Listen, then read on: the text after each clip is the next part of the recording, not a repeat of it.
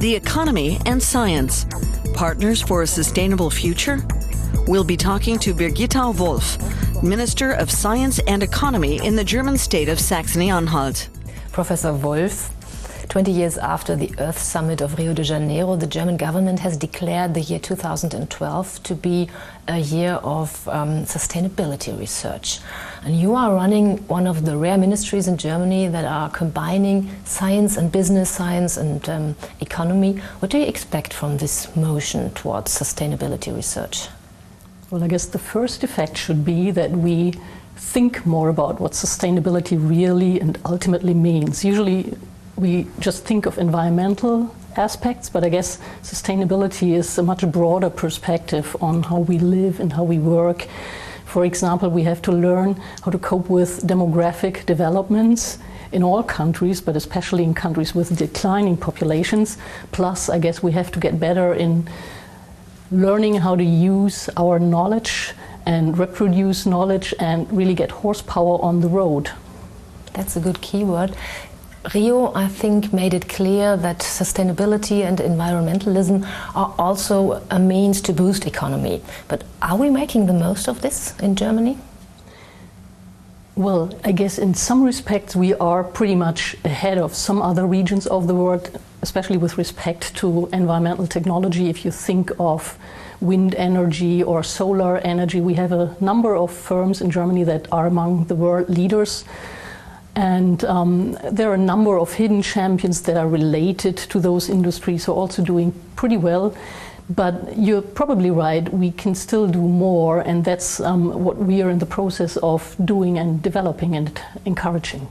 Looking at the solar industry, for example, Saxony-Anhalt is leading in this industry, but a lot of factories, highly subsidized factories, are running short work now because the production has gone to China. Why is that? Well, I guess in that industry, as in many other industries, we have to distinguish between commodities and knowledge that actually drives the technological development. And what we observe now is actually typical for countries such as Germany.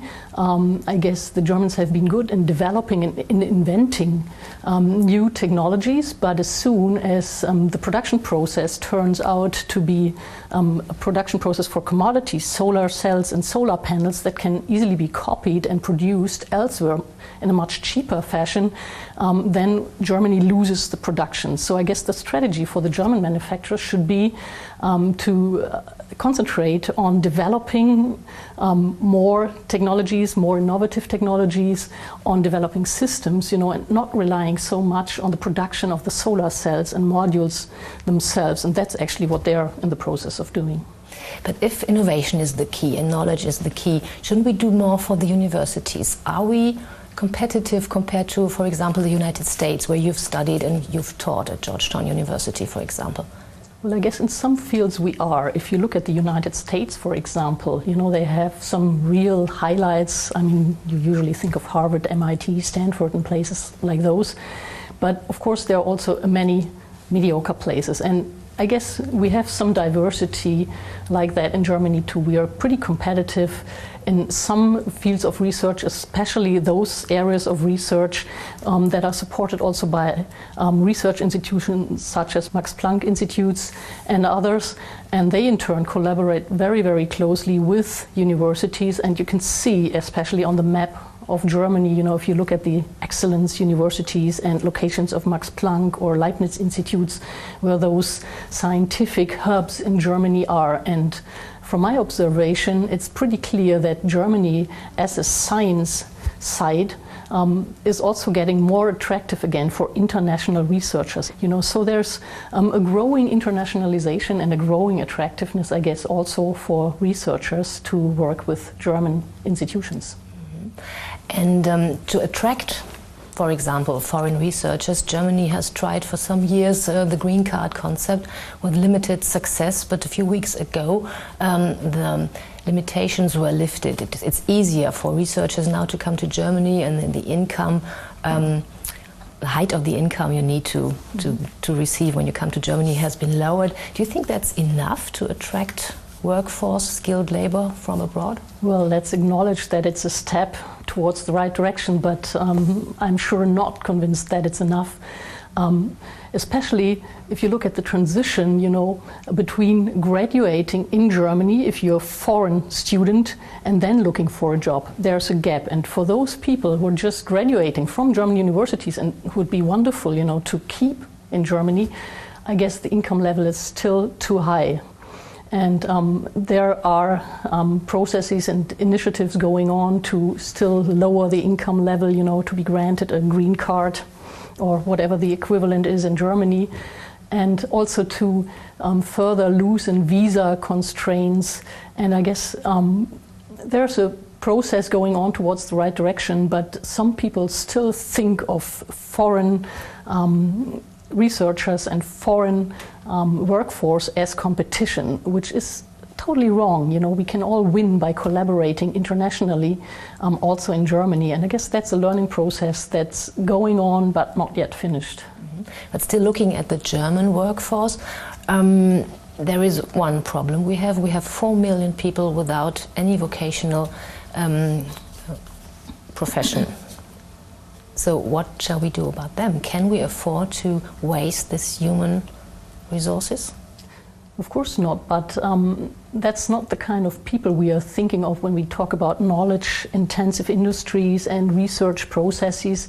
The 4 million, or it's actually less than 4 million, fortunately, unemployed people are usually people with lower types of qualification.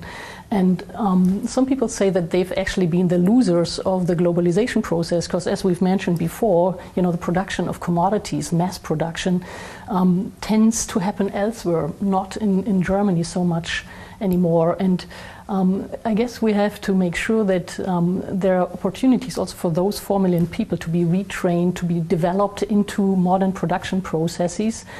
But right now, the economic development, which is still very positive, in combination with the demographic development in Germany, which means we have a declining workforce, actually work in favor of those unemployed people.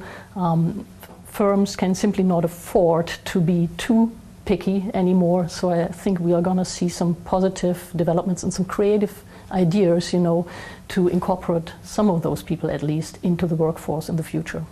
How important are women's issues in this respect? Are you concerned about quota for women, which are now and then discussed in Germany, normally without any result at all, but now we have a new initiative to have more women in supervisory boards. What do you think about that? That's something that I think we need to change, even against some resistance that we see.